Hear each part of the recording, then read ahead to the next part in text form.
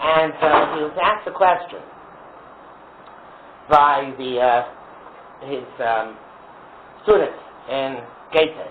He was asked, they wanted to set up a institution which would grant teaching certificates or BAs in education to people who worked in the yeshiva who weren't going to go on to be the next, the great scholars of the next generation.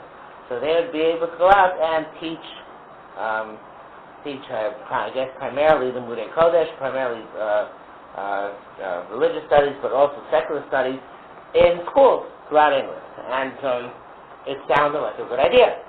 And they wrote a letter to the Chazon Ish. They wrote a letter to Rabbi Dettfer, who brought the letter to the Chazon Ish. The Chazon Ish was one of the greatest halachic minds of the 20th century. Probably, it's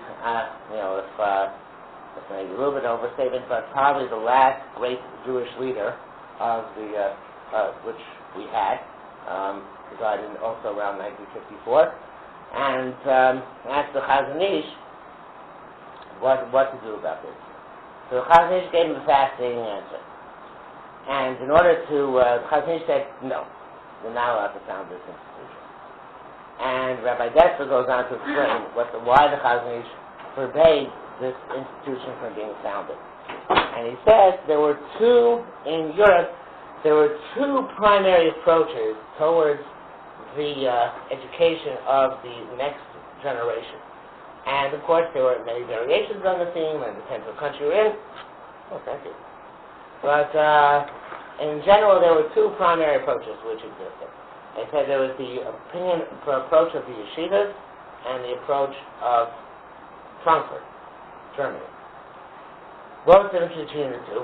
He said in Frankfurt, the approach was that to produce balabatim, householders, people who were the worker bees, so to speak, who went out to work and earned a living, and raised a family, and they were all more or less upstanding, Shomrei Torah mitzvot, they were in Shemayim, they lived in awe of heaven, and they meticulously observed the mitzvot.